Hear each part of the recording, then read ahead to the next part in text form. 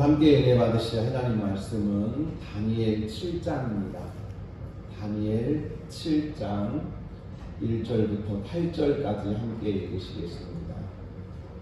신구약 중간에 있는 여러 나라들에 관한 예언의 말씀입니다. 다니엘 7장 1절부터 8절입니다. 바벨론 벨사살 왕 원년에 다니엘이 그의 침상에서 꿈을 꾸며 머릿속으로 환상을 받고 그 꿈을 기록하며 그 일의 대략을 진술하니라. 다니엘이 진술하여 이르되 내가 밤에 환상을 보았는데 하늘에 내 바람이 큰 바다로 몰려들더라.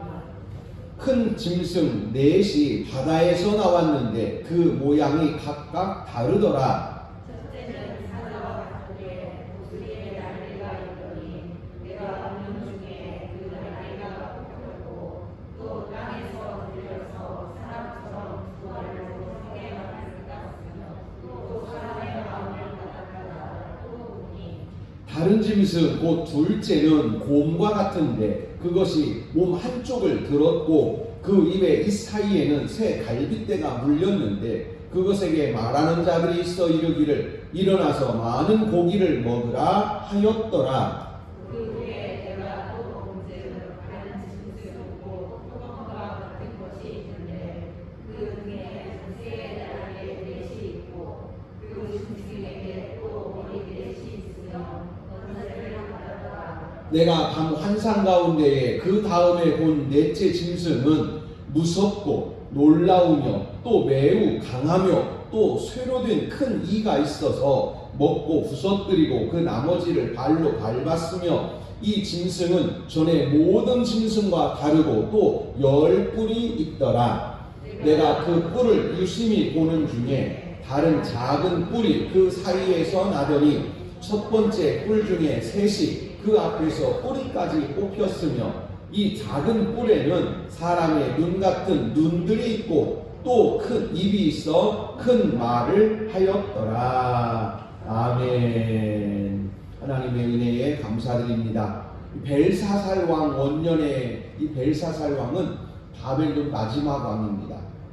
바벨론 마지막 왕, 주전 538년에 바벨론이 멸망하는데 거의 멸망할 때 왕입니다. 그래서 거의 멸망이 가까운 바벨론의 멸망이 가까운 그때에 다니엘 선지자가 환상 가운데 미래에 일어날 일들을 하나님으로부터 계시를 받았는데 7장 후반에는 이 모든 짐승들은 후에 일어날 왕들에 관한 것이다 라고 성경이 우리에게 답을 주십니다.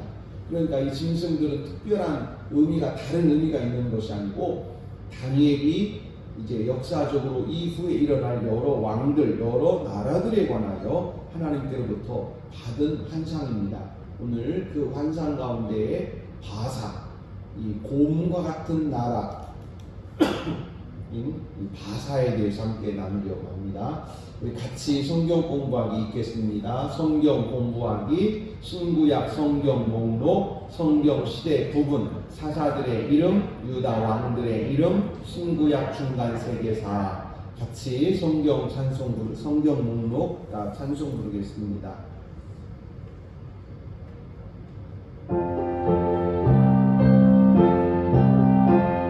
창세기 출애굽기의 위기 민수기 신명기 여호수아 사사기 룻기 사무엘 사마 열왕기 사마 역대 사마 에스라 느헤미야 에스로 욥기 시편 자문 전도서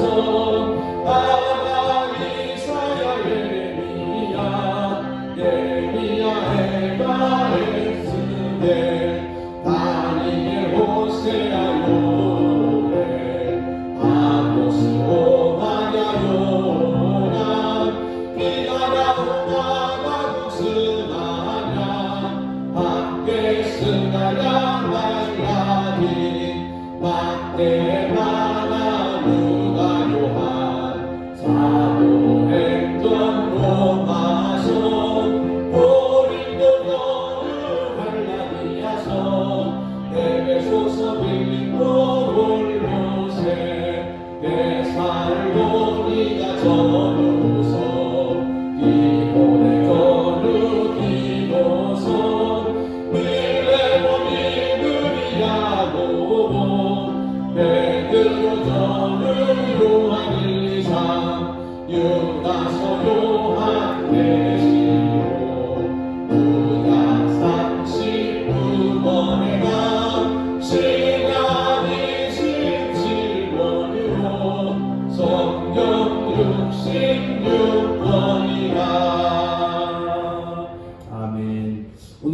주일에 우리가 시편 75편을 같이 이렇게 읽으시면서 구원을 노래한다, 하나님의 위대하심을 노래한다라고 할 때 그 노래는 끊임없이 반복한다, 또는 중얼중얼한다, 또는 계속해서 같은 말을 되풀이한다, 이런 말이 다 노래입니다. 노래.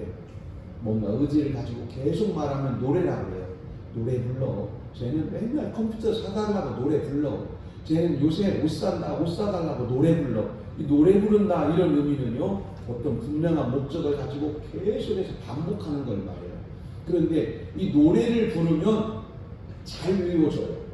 생각하라, 기억하라, 알라, 이렇게 성경이 말씀하시는데, 생각하라 그런데 생각이 잘 안 나. 잊어버렸어. 어떻게 하면 좋으냐면 노래를 부르는 거예요. 운율에 맞춰서 노래를 부르는 거예요. 바로 그 대표적인 게 시편입니다.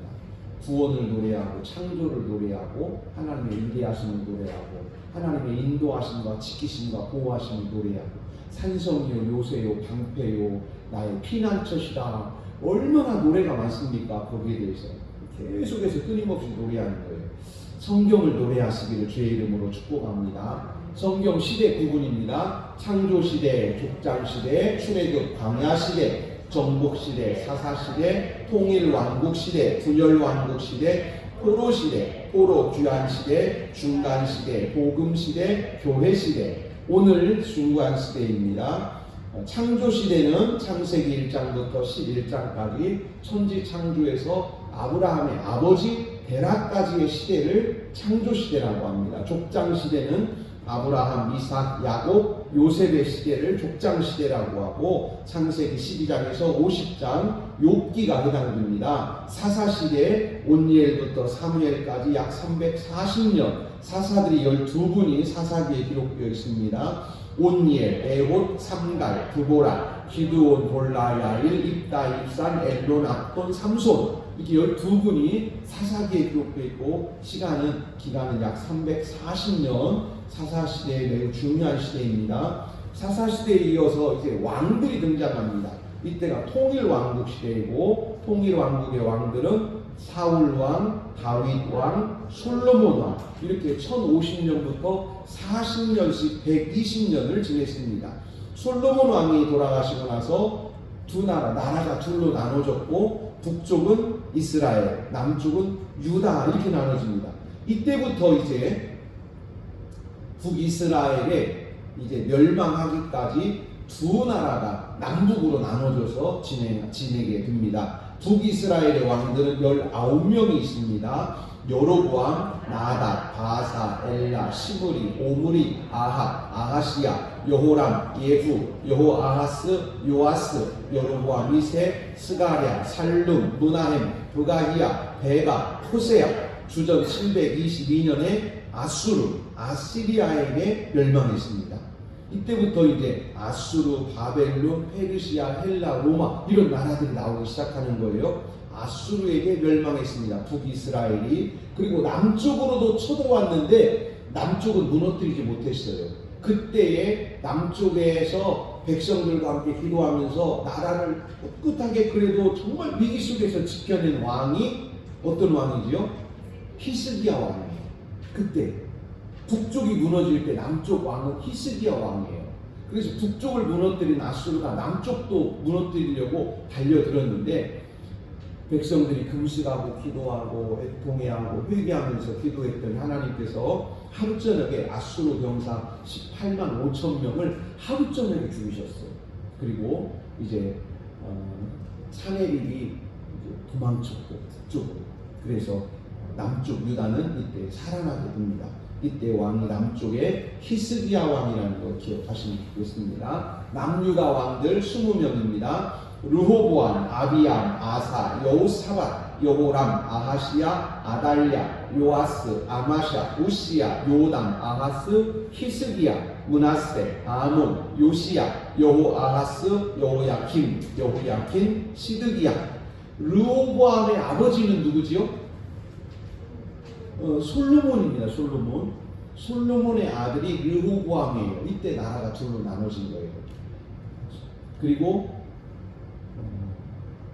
여호사밧은 북쪽에 아합과 사돈을 맺었다고 말씀드렸지요. 그때 시집으로 온 사람이 아달랴입니다. 아하시아의 부인이고 또 요아스의 할머니예요. 아달랴 뒤에 있는 요아스의 할머니, 아하시아의 어머니, 그게 아달랴입니다. 저게 이세벨의 딸이에요. 아합과 이세벨의 딸 아달랴. 저 아달랴가 남쪽으로 내려와서 남쪽을 아주 쑥대밭을 만들고 멸망시키려고 했는데 하나님의 은혜 가운데 아슬아슬하게 살아났습니다. 그때 정말 불꽃 촛불처럼 아슬아슬하게 살아난 왕이 누구냐면 요아스예요. 요아스. 딴난 얘기가 고모, 제사장에게 시집갔던 고모 치마폭에 숨겨져서 어린아이가 목숨을 건졌고 7년을 지내고 나서 8살에 왕이 되었습니다. 그 사람이 그 왕이 요아스 왕입니다. 그 다음 또 보시지요. 이제 남쪽 유다가 멸망하고 이때는 바벨론 시대입니다. 아수르가 멸망하고 바벨론 시대예요. 그래서 끌려갈 때는 바벨론 시대입니다. 1차 포로 주전 605년 다니엘과 귀족들이 끌려갔습니다. 2차 포로는 주전 597년 에스겔 선지자와 여호야킨 왕 그리고 여러 귀족들이 끌려갔습니다. 3차 포로 주전 586년 이때 남유다가 멸망했고 시드기야 왕과 많은 백성들이 다 끌려가면서 남유다가 멸망하게 됩니다. 이때가 바로 바벨론 시대입니다. 느부갓네살이라는 아주 바벨론에 엄청나게 힘센 강력한 왕이 있었는데 이때 이제 남유다가 멸망하게 됩니다. 그리고 나서 얼마 후에 70년이지요. 70년 후에 바벨론이 페르시아에 멸망합니다. 그리고 페르시아 시대가 됐는데 이 페르시아는 유대인들을 예루살렘으로 돌려보냈습니다. 그때가 이제 페르시아 시대입니다. 오늘 살펴보려고 하는 시대가 바로 페르시아입니다. 이때는 예루살렘으로 돌아옵니다. 귀환한다고 그러지요. 1차 귀환은 주전 536년 스룹바벨과 예수아를 중심으로 해서 돌아왔고 2차 귀환은 주전 458년 에스라 선지자를 중심으로 해서 2차 두 번째 돌아왔고 세 번째 3차 귀환은 주전 444년 느헤미야 선지자를 중심으로 예루살렘으로 돌아왔습니다. 이렇게 세 번에 걸쳐서 돌아오게 되었고 이 시대가 페르시아 시대입니다. 그리고 이 페르시아 시대가 불과 얼마 가지 않아요. 얼마 가지 않고 페르시아는 또 헬라라고 하는 나라에 멸망합니다. 주전 331년에 헬라라는 나라가 강력하게 일어나서 이제 페르시아를 무너뜨리는데 그때 페르시아를 무너뜨린 왕이 여러분 잘 아시는 알렉산더 대왕이에요.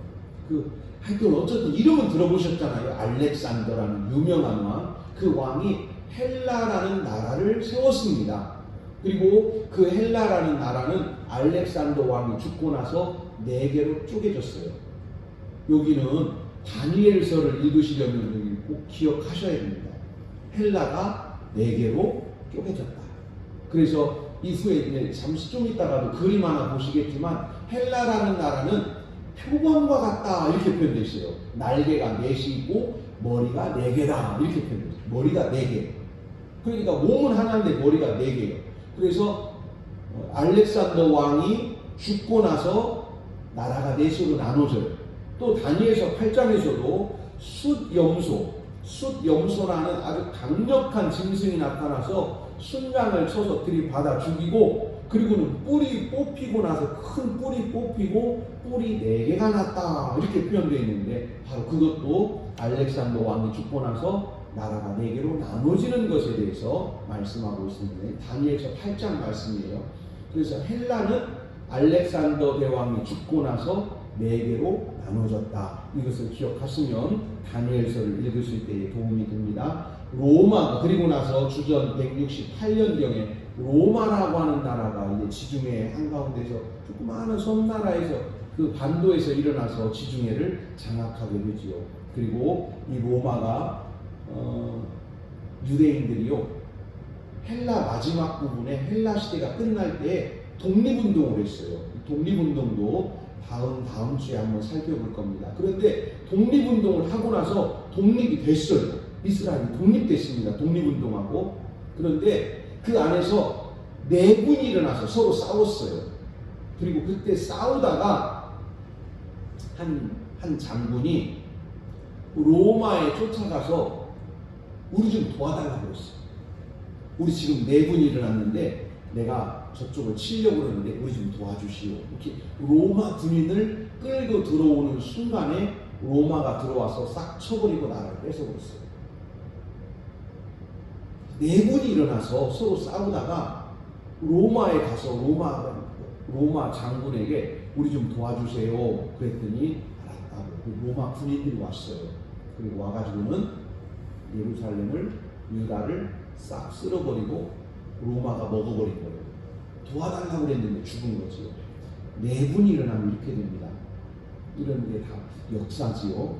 이런 로마 시대에 로마가 이제 예루살렘을 식민지로 삼았습니다. 그리고 나서 그때에 헤롯이 이두메 에돔 출신 헤롯이 눈치 빠른 헤롯이요. 유대인들보다 먼저 로마에 찾아가서 금덩어리, 돈, 또 보석 이런 걸 수레에다가 잔뜩 싣고 로마까지 가서 로마 귀족들에게 돈 뿌리고 이 귀금속들을 보석들을 쫙 선물로 하고 이렇게 했어요. 유대 왕 시켜달라고. 그래서 유대는요 헤롯이 왕이 된 거예요. 헤롯은 다윗의 자손도 아니고 유대인도 아니에요. 근데 뇌물을 가지고 가서 로마 귀족들에게 돈을 주고 왕권을 사왔어요. 바로 그 사람이 예수님 계실 때, 예수님 태어나실 때 왕이었던 헤롯입니다. 이런 시대에 예수님께서 태어나셨습니다. 이제 신약이 열린 거예요. 그래서 예루살렘과 이스라엘 백성들에게는 가장 어둡고 그 남의 나라에 좋은 삶을 하고 있던 이 식민지 시대에 예수님께서 태어나셨습니다. 그리고 예수님께서 12제자를 부르셔서 복음을 가르쳐 주셨고 땅끝까지 복음 전하게 하셨습니다. 그 12제자는 베드로, 안드레, 야고보, 요한, 빌립, 바돌로메, 도마, 마테, 야고보, 시몬, 다데오, 가룟 유다 이런 제자들이 있고요. 또 신약성경에 예수님의 12제자는 아니지만 정말 12제자 못지않은 훌륭한 믿음의 제자 사도 바울이 있고 또 마지막까지 신약시대를 믿음을 전해주었던 예수님의 가장 막내 제자 사도 요한이 요한계시록을 집필하고 신약성경이 마감되게 됩니다. 이제 신구약 중간세계 중간사에서 우리가 아수르, 바벨론, 바사, 헬라, 로마 이런 나라들을 볼 것인데 오늘 바사라는 나라를 보겠습니다. 바사 같이 한번 읽지요. 아수르, 바벨론, 바사, 헬라, 로마. 다시 한번요. 아수르, 바벨론, 바사, 헬라, 로마. 다 우리는 뭐 필요 없어요. 다 알 필요 없습니다. 중요한 건 알아야 돼요. 이 아수르가 북이스라엘을 멸망시켰다. 아수르가. 두 번째, 바벨론은 남유다를 멸망시켰다. 남유다를 멸망시켰어요. 바사는 바벨론을 멸망시키고 이스라엘 백성들을 예루살렘으로 돌려보냈다. 바사가 이스라엘 백성들, 바벨론으로 끌려갔던 이스라엘 백성들을 예루살렘으로 돌려보낸 나라가 바사입니다. 그리고 그때 왕이 고레스라는 왕입니다. 그리고 이제 바사가 멸망할 때는 헬라가 일어납니다. 알렉산더 대왕이 이 바사를 치고 헬라라는 나라를 만들고 그 헬라가 알렉산더 왕이 죽고 나서 이제 네 나라로 나눠졌고 이 네 나라로 나눠져서 힘이 없을 때에 로마 지중해 한가운데 있던 로마에서 작은 나라가 시작되어서 지중해를 중심으로 큰 로마 제국을 세우게 되는 것이지요. 그 다음 그림을 보시면 그냥 대체로 이 큰 나라들이 다 저기 오밀조밀한 저기서 다 일어납니다. 지금 아수르는 흔적이 사실 없어요. 아수르는 저기 연두색인가요? 연두색이라고 연두색 아수르 쪽인데 이라크 북부 지역이고 니느웨 또는 이라크 북부 지역에서 중심은 지금 우리나라 자이툰 부대가 머물고 있는 모술 지역입니다. 모술 지역이고요. 그 밑에 있던 바벨론, 여기는 지금 이라크 남부 지역이죠. 티그리스 유프라데스강 사이, 여기가 지금 이란 북부나 또는 이라크 남부 정도에 해당됩니다. 여기서 바벨론이 일어나서 아수르를 쳤고요. 그 밑에 지금 이란입니다. 지금 이란. 거기서 페르세폴리스라고 하는 바사에서 페르시아죠. 페르시아에서 나라가 생겨서 또 저 지역을 전부 다 장악을 하게 되었습니다. 또 그 후에는 저 위쪽에 있는 헬라라고 하는 마케도니아라는 조그마한 나라에서 알렉산더가 일어나서 또 저 지역을 다 장악을 하고, 또 저 한가운데, 지중해 한가운데 있던 나라에서 그 조그마한 로마라는 나라가 일어나서 또 이 지역을 다 장악하고, 이렇게 약 500년 정도에 걸쳐서 아주 대국들이, 큰 나라들이 저 지역에서 다 일어나게 되었습니다. 이제 오늘 우리가 읽은 성경을 통해서 간략하게 이 나라들을 보겠습니다. 첫 번째, 아수르라는 나라는 독수리를 상징하고 있는데, 그 아수르라는 나라는 그렇게 많이 기록되어 있진 않아요. 아수르는 주전 한 1300년경부터 시작해서 주전 600년, 612년까지 있었던 나라인데, 바벨론 전에 있었던 나라입니다. 아주 포악한 나라예요. 그리고 사람을 얼마나 잔혹하게 죽이는지 아주 정말 흉악한 나라가 아수르였습니다. 그 아수르를 멸망시킨 나라가 바벨론입니다. 오늘 4절에 기록되어 있습니다. 다니엘이 본 네 가지 짐승 중에 첫 번째입니다. 7장 4절 같이 읽겠습니다. 첫째는 사자와 같은데 독수리에 날개가 있더니 내가 보는 중에 그 날개가 뽑혔고 또 땅에서 들려서 사람처럼 두 발로 서게 함을 받았으며 또 사람의 마음을 받았더라. 아멘. 이 바벨론이라는 나라가 사자 같은 나라, 무섭고 강력한 나라다. 또 이 나라가 어디서 나왔지요? 7장 1절 2절에 이 나라가 어디서 나왔어요?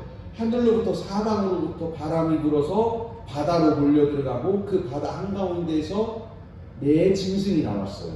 바다에서 짐승이 나왔습니다.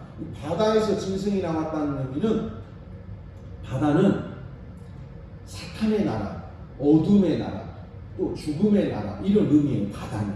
그래서 악의 세력들이 준동을 해서 일어났다. 그런데 그냥 일어난 것이 아니고 하늘에서 바람이 들어가서, 즉 하나님의 다스리심 속에서 이들이 일어났다 하는 것을 성경이 말씀하고 있습니다. 두 번째 나라입니다. 이제 두 번째 바사입니다. 바사, 페르시아. 5절 같이 읽습니다. 다른 짐승 곧 둘째는 곰과 같은데 그것이 한 몸 한쪽을 들었고 그 입의 이 사이에는 새 갈빗대가 물렸는데 그것에게 말하는 자들이 있어 이르기를 일어나서 많은 고기를 먹으라 하였더라. 아멘. 곰 같은 짐승이 나왔는데 몸을 한쪽을 들었어요. 몸 한쪽을. 곰이 몸 한쪽을 들었다는 말이 무슨 뜻일까요? 이 무슨 뜻이냐면 다리를 하나 들었다는 거예요. 다리를. 왜 들어요? 곰이 춤추려고 듣나요? 뭐 하려고 하냐면 앞에 있는 짐승을 앞발로 치려고. 이렇게 곰은 공격을 할 때 입으로 물어서 죽이는 것보다 앞발로 칩니다. 이 앞발로 치는데 이게 수백 킬로그램의 힘이 있대요. 그러니까 사람을 한 방 맞으면 바로 죽습니다. 곰하고 절대 싸우면 안 되겠죠. 얼마나 힘이 센지 곰이 앞발로 치면요 사자도 턱뼈가 부러집니다. 그 정도로 곰이 힘이 세요. 그래서 곰도 사자는 호랑이 절대 곰에게 달려들지 않아요. 왜냐하면 앞발에 한 번 맞으면 턱이 부서진대요. 사자, 호랑이도 못 살아요. 그 정도로 셉니다. 그런데 몸 한쪽을 들었다는 말은 치려고 한다. 강력한 힘을 가지고 있다. 그런 의미고요. 또 입에는 갈빗대가 3개가 물렸어요. 갈빗대 3개 물렸어요. 혹시 손장님 갈빗대 3개 물어보셨어요? 우리 갈빗대 3개를 우리는 안 물잖아요. 그런데 갈빗대 3개는 안 물어도, 권사님 갈빗대 3개 물어보셨어요? 갈빗대 3개는 안 물어도 장은지 집사님은 혹시 갈빗대 물어보셨을지 몰라. 갈빗대 물어봤어요? 갈빗대 안 물어보셨죠? 이런 의미예요. 고기를 실컷 먹고 났는데 이 사이에 고기가 낀 거예요. 그러니까 이 지금 갈빗대 3개가 곰 입에 물려있다는 말은 짐승을 많이 잡아서 실컷 먹고 다 이제 고기는 다 먹고 뼈만 지금 입에다 물고 있는 그런 의미예요. 우리가 그러잖아요. 강아지들이 개들이 고기 다 뜯어먹고 뼈 가지고 입에 물고 장난치는 것은 그런 의미입니다. 그런데 또 하늘에 어떤 사람들이 말하기를 무엇인가가 소리를 냈는데 끝부분에 그것에게 말하는 자들이 있어 이르기를 일어나서 많은 고기를 먹으라 하였더라. 아니, 지금까지도 지금 실컷 먹고 갈빗대를 3개나 입에 물고 있는데 지금도 또 가서 먹으라는 거예요. 이게 뭐냐면 페르시아라는 나라가 수많은 나라를 정복해서 잡아먹고 페르시아라는 나라가 큰 나라가 강력한 나라가 된다 하는 그런 의미입니다. 지금 다니엘 선지자가 환상을 보는 거예요. 나라들의 환상을 봅니다. 자, 그 다음 3번째 나라 보겠습니다. 3번째 나라는 7장 6절입니다. 헬라에 관한 말씀이에요. 그 후에 내가 또 본즉 다른 짐승 곧 표범과 같은 것이 있는데 그 등에는 새의 날개 넷이 있고 그 짐승에게는 또 머리 넷이 있으며 권세를 받았더라. 아멘. 표범의 능력은 뭐냐면 빠른 거예요. 빨라. 막 순식간에 날아가요. 들짐승 중에 제일 빠른 게 표범이래요. 거의 100km를 뛴답니다. 100km. 외제차 중에서 잘 나가는 차는 뒤에다가 표범처럼 이렇게 딱 마크 붙여놨잖아요. 멈췄다가 빵 하고 100km까지 가는데 뭐 6초면 가요. 6초만 밟고 있으면 웬만한 데서는 밟지도 못하겠지요. 넓은 길에서 멈춰있다가 악셀레타를 쫙 밟으면 빵 하고 가면 6초면 100km까지 팍 넘어가는 거예요. 얼마나 빠른지. 이 빠르기의 대명사가 표범이에요. 그래서 웬만한 짐승들은 표범 눈에 띄면 도망을 못 가요. 얼마나 빠른지. 그런데 그렇게 빠른데 더 빨라요. 뭐가 있어요? 날개가 있어요. 몇 개나 있어요? 4개나.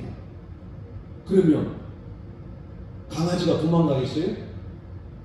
표범도 빠른데 거기에 날개가 4개나 달려있으니 꼼짝 못하지요. 그래서 지금 알렉산더 대왕을 생각해 보시면요. 알렉산더 대왕이 10년 만에 이 페르시아가 잡고 있던 모든 땅을 애국에서부터 인도까지 알렉산더 대왕이 10년 안에 싹 쓸어버렸어요. 다른 나라는 100년도 걸리고 뭐 50년도 걸리고 200년도 걸리고 그러는데 알렉산더는요 10년 동안에 싹 쓸어버렸어요. 표범처럼 날아다니는 거예요. 그런데 머리가 4개예요. 결국 알렉산더가 죽고 나서 이 나라는 넷으로 나눠지게 됩니다.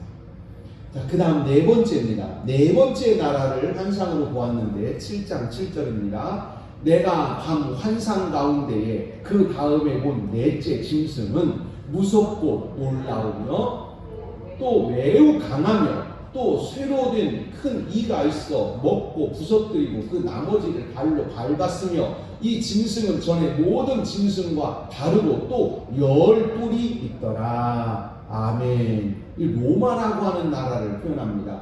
넷째 짐승은 첫 번째, 두 번째, 세 번째하고는 또 다른 거예요. 얼마나 강하고 무섭게 생겼는지 너무너무 무서워요. 이건 사자니, 독수리니, 표범이니 이런 거 가지고는 표현을 못하겠는데 너무너무 무서워서 너무 무섭고 놀랍고 강하다. 무섭고 놀랍고 강하다. 그래서 이 짐승의 이름은 문홀강이에요. 사자도 아니고 표범도 아니고 곰도 아니고 문홀강. 이 짐승 이름이 뭐라고요? 문홀강. 그냥 우리가 붙이는 거예요. 이름이 없어요. 그런데 다니엘은 무슨 생각이 들으면 너무너무 무섭다. 이 짐승만 생각하면 너무너무 무서워. 이건 사자도 아니야. 이거 표범도 아니야. 곰도 아니야. 뭔지도 모르겠는데 너무너무 무서워. 무섭고 놀랍고 강하다. 이게 문홀강이라. 그런데 이 나라가 먹고 밟고 부서뜨리고 이전에 모든 짐승과는 다르고 아주 탁월하게 너무너무 강하다. 이런 표현입니다. 로마라고 하는 나라를 지금 이 다음에 일어나는 나라, 헬라 다음에 일어나는 나라에 대해서 지금 우리에게 다니엘의 환상으로 말씀해 주신 거예요. 지금 이 환상에 관한 이 핵심이 무엇입니까? 같이 한번 읽겠습니다. 그 다음 다니엘 4장 17절입니다. 지금 느부갓네살 왕에게 다니엘 선지자가 하나님의 말씀을 전한 거예요. 같이 읽습니다. 이는 순찰자들의 명령대로요 즉 거룩한 자들의 말대로이니 지극히 높으신 이가 사람의 나라를 다스리시며 자기의 뜻대로 그것을 누구에게든지 주시며 또 지극히 천한 자를 그 위에 세우시는 줄을 사람들이 알게 하려 함이라 하였느니라. 아멘. 여러분, 왜 아수르가 나오지요? 왜 바벨론이 있어요? 이 사람들은 십자가도 상관없고 구원과도 상관없고 율법과도 상관없고 우리의 믿음에 어떤 믿음의 교훈도 안 되고 특별히 우리에게 큰 신앙의 모범도 아닌데 왜 이런 나라들이 이렇게 강력한 나라들이 일어나서 한 시대를 이렇게 다 쓸었을까요? 다니엘은 오늘 느부갓네살 왕에게 이것을 설명해 주고 있습니다. 왕에게 바벨론의 느부갓네살 왕에게 이렇게 말합니다. 당신이 왜 왕이 된 줄 아십니까? 바벨론이 왜 이렇게 큰 나라가 된 줄 아십니까? 그러면서 다니엘 선지자가 가르쳐 준 거예요. 지극히 높으신 하나님께서 이 모든 세상을 다스리신다는 것을 알려주는 겁니다. 하나님은 예루살렘의 하나님만이 아니라 이 세상 모든 나라의 하나님이시라는 것을 지금 말씀하고 있습니다. 두 번째, 하나님은 이 모든 나라에 하나님의 뜻대로 왕들을 세우십니다. 당신도 하나님이 세우셨고 당신의 아들들도 하나님이 세우실 것이고 당신 옆에 있는 수많은 나라들의 왕도 하나님이 세우실 것입니다. 이 세상 모든 나라도 하나님이 세우시고 그 모든 나라의 왕들도 하나님이 세우십니다. 하나님의 뜻대로 통치하십니다. 당신은 이것을 믿어야 합니다. 느부갓네살 왕에게 이 이야기였어요. 믿음도 없는 나라, 하나님을 알지도 못하는 나라의 왕에게 다니엘 선지자는 이렇게 전했습니다. 그랬더니 훗날 느부갓네살 왕은 실제로 다니엘서 4장에서 그렇게 고백합니다. 천지의 주인이신 하늘의 하나님께서 온 세상의 주인인 것을 내가 알게 되었다. 그것을 우리에게 지금 말씀하시는 줄로 믿습니다. 또 하나가 있습니다. 또 하나가 뭐냐면 아수르, 바벨론, 페르시아, 바사, 헬라, 로마 이런 나라들이 일어날 때마다 무슨 일이 벌어지냐면 따라서 하시죠. 갈수록 어떻게 돼요? 싸나우죠. 갈수록 싸나운 나라가 일어나요. 그러면 지금 로마보다 싸나운 나라는 어떤 나라일까요? 로마 뒤에 일어나는 나라. 그럼 지금 제일 싸나운 나라는 어떤 나라일까요? 장은진 목사님? 우리나라. 또 제일 싸나운 나라는 북한. 제일 싸나운 나라는 미국. 지금 이 세상에 살고 있는 나라가 제일 싸나운 나라예요. 하나님 말씀을 지도하게 안 듣는 나라 아수르.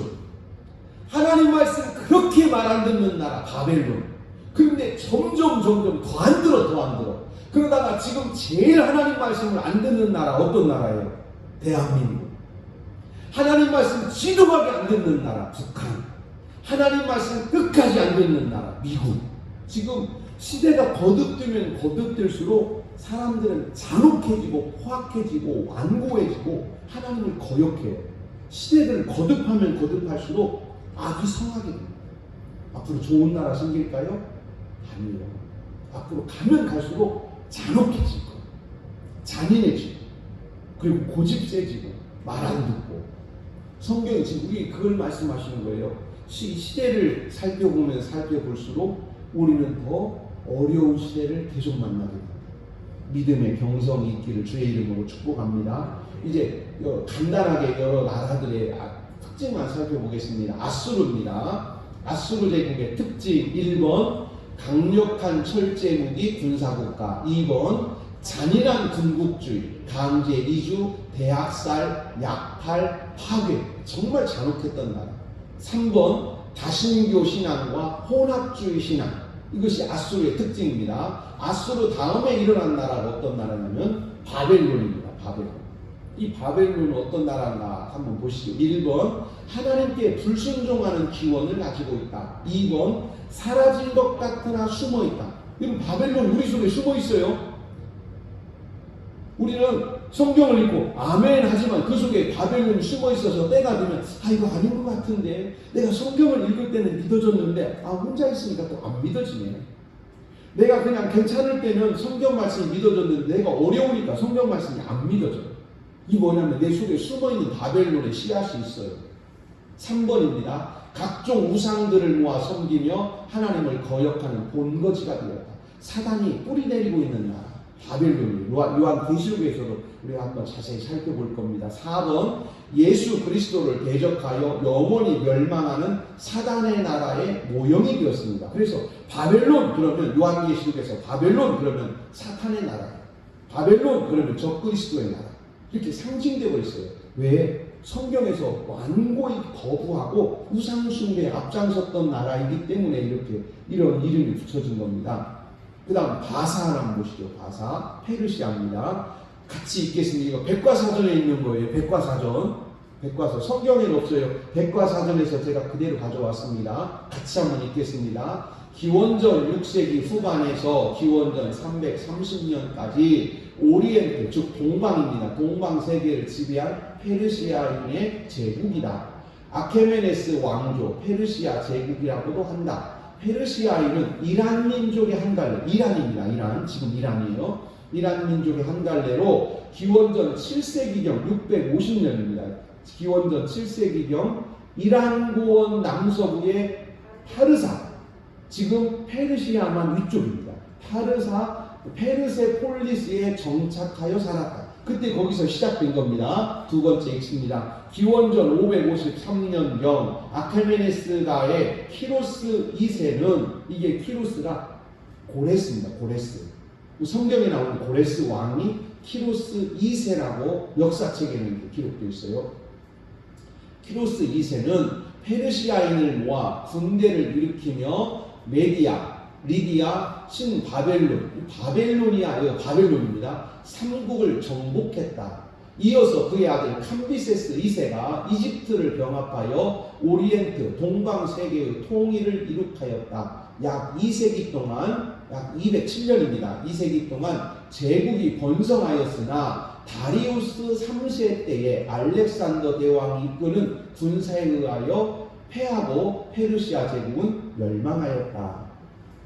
그 뒤 3세기입니다. 3세기에 사산왕조, 역사책에는 사산조 페르시아 이렇게 되어 있어요. 사산왕조에 의해서 다시 일어났다가 7세기경에 아랍인에게 정복되었고, 그 뒤에 몽고,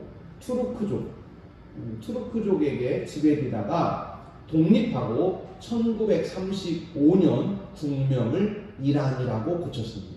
이 백과사전에 있는 내용이에요. 백과사전에 있는 페르시아에 대한 역사입니다.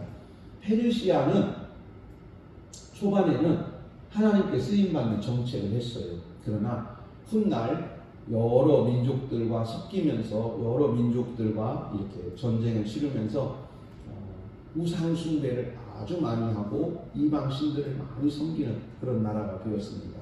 같이 한번 읽겠습니다. 페르시아 제국의 특징 1번 이민족에 대한 관대한 정책을 했다. 2번 예루살렘의 회복을 위해 하나님께 순종했습니다.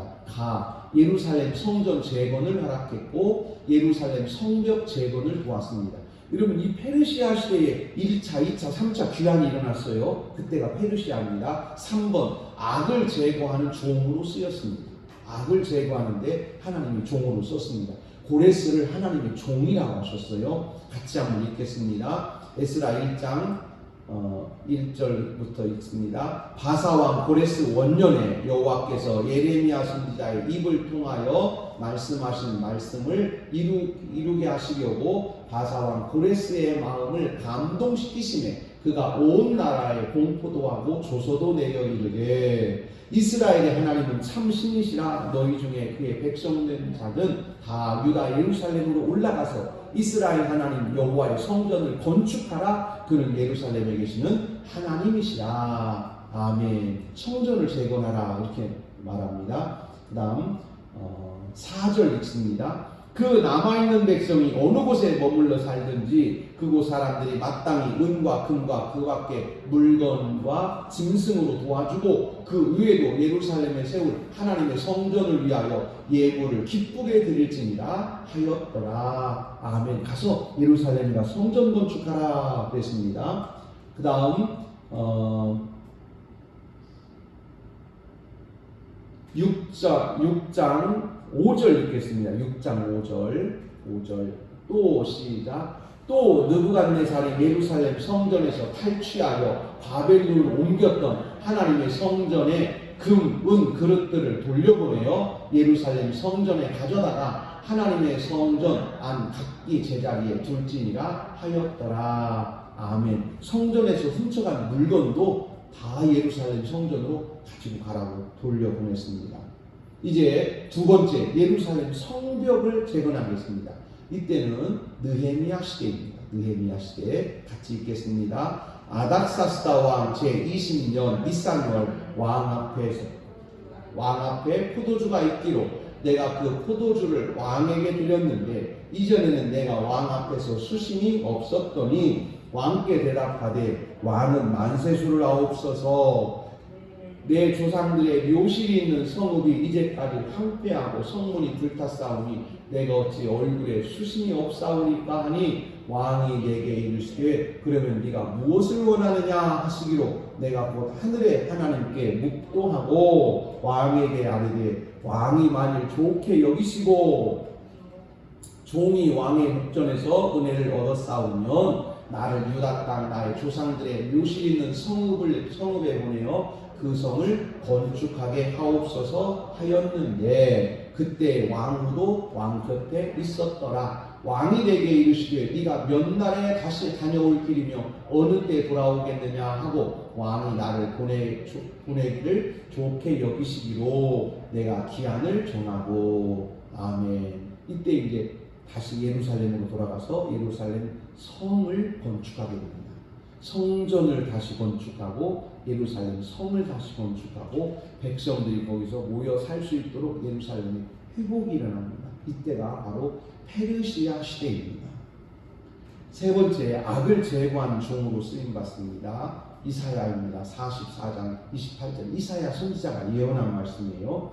고레스에 대하여는 이르기를 그는 나의 목자라 나의 모든 기쁨을 성취하리라. 아멘. 여러분 나의 모든 기쁨을 성취하리라 하는 말을 어디서 들어본 것 같지 않아요? 누가 이런 말을 들었지요? 다윗 왕이에요. 내가 이새의 아들 다윗을 만나니 내 마음에 합한 자라 저로 내 뜻을 이루게 하리라. 고레스에게요 하나님 이렇게 말씀하셨어요. 그는 나의 목자라 나의 모든 기쁨을 성취하리라. 고레스가 하나님께 쓰임받는 종이었다. 이렇게 성경이 말씀하고 있습니다. 성경이 무엇을 말씀하냐면요. 우리의 눈을 열어주시는 거예요. 교회 안에 일꾼이 있어요. 교회 안에 집사님도 일꾼이고 장로님도 일꾼이고 교사들도 일꾼이고 성가대도 일꾼이고 어린아이들도 일꾼이고 교회 안에 일꾼들이 있어요. 하나님의 일꾼들. 우리는 교회 안에 일꾼들은 보려고 하는 눈을 가지고 있어요. 그러나 반대로 교회 밖에 있는 일꾼들은 잘 못 봅니다. 우리는 생각을 하나님의 일꾼들은 교회 안에 있지 이렇게 생각해요. 그러나 그렇지 않아요. 성경은 예루살렘 밖에도 하나님의 일꾼들이 많다. 느부갓네살도 하나님의 일꾼이고 때로는 바로도 하나님의 일꾼이고 오늘 이사야 선지자를 통해서 고레스도 나의 일꾼이다. 눈이 열리기를 축복합니다. 눈이 열리기를 축복합니다. 교회 안에 있는 일꾼도 있지만 교회 밖에 있는 일꾼도 있어요. 아직은 그들이 하나님 앞에 내가 어떻게 거룩하게 쓰임받는지에 대해 몰라요. 그러나 주의 복음이 임하고 다니엘 선지자처럼 하나님을 알지도 못하는 느부갓네살 왕을 붙잡고 하나님이 당신을 왕으로 세우셨으니 당신 하나님께 순종해야 된다라고 가르쳤더니 느부갓네살이 하나님께 무릎을 꿇었다고요.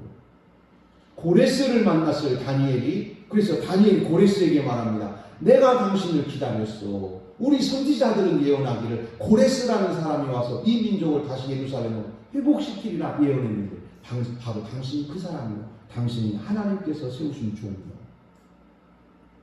그래서 고레스가 말합니다. 하늘의 하나님 여호와께 예배하기 원하는 자는 예루살렘으로 가라. 하나님의 일꾼은 예배당 안에 있지요. 그러나 예배당 밖에도 하나님의 일꾼은 천지에 있습니다. 왜냐하면 하나님은 온 세상의 주인이시기 때문인 줄로 믿습니다.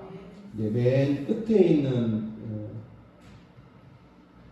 끝장을 한번 보겠습니다. 맨 끝에 있는 신구약 중간사 2번입니다. 같이 읽습니다. 여호와께서 천지의 주인이시다. 다니엘서 4장 17절입니다.